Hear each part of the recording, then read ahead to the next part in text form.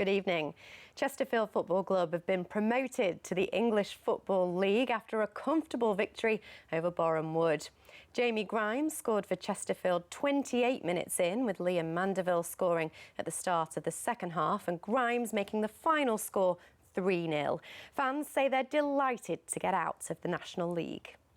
We've been stuck in here for a couple of years now, and I wasn't really a football fan when we were last in Football League, but I'm glad that we can finally get out there so that I can see Chesterfield playing in the Football League.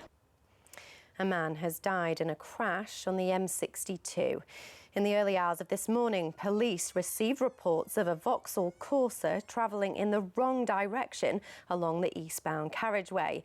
It was involved in a collision a short time later. Both carriageways were closed between junctions 22 and 24 until lunchtime. Police are appealing for witnesses. The family of a missing woman from Doncaster are urging anyone with information to come forward. 63-year-old Pam Johnson, who's known as Shirley, was last seen on Thursday the 14th on Thorne Road. CCTV shows she was wearing black clothes and carrying a white carrier bag. Police have deployed search dogs, underwater searches, drones and specially trained officers. Now it's nearly election time again. Not a general election, we'll have to wait a little bit longer for that. But in May, voters in York and North Yorkshire will choose their first elected mayor. Here's Richard Edwards. West Yorkshire's got one, South Yorkshire's got one. And on May the 2nd, York and North Yorkshire will get one too, as that's when the region's voters will choose their first ever elected mayor from the Conservative, Green, two Independent, Labour and Liberal Democrat names on the ballot paper. Why is this happening? Well, it's all part of a deal signed on Yorkshire Day 2022 at York Railway Museum to bring more money and power here from Westminster, known as devolution. One of the government's conditions of that deal was a York and North Yorkshire mayoral election.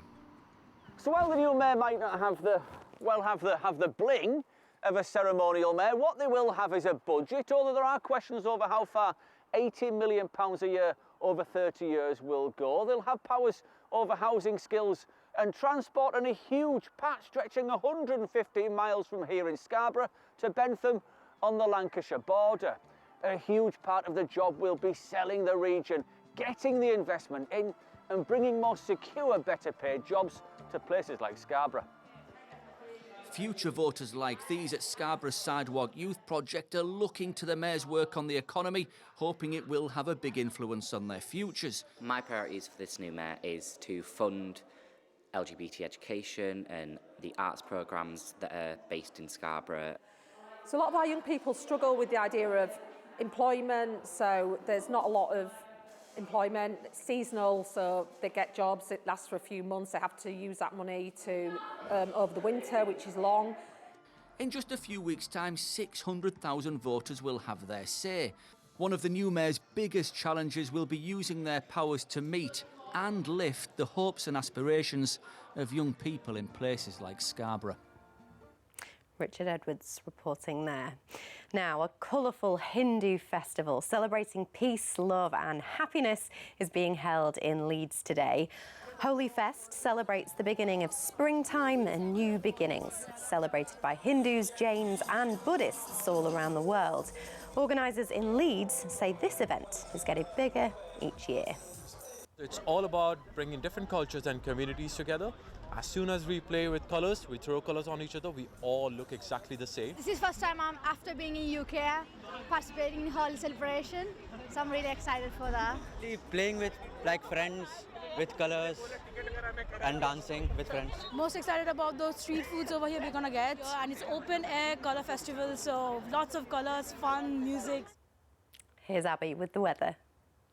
Hello there. Not quite as chilly out and about tomorrow because it won't be quite as windy. It looks mostly dry as well, so fewer showers around than what we've had today. Still some of the showers keeping going this evening, but they will ease overnight tonight, so becoming mostly dry with our winds falling a little bit lighter too. Temperatures dropping to 3 or 4 degrees, so perhaps a touch of rural ground frost. Still breezy tomorrow, just not as blustery as today. 1 or 2 showers are possible, but for the vast majority, it's set to be a dry day with some decent spells of sunshine and a top temperature of around 11 or 12 degrees.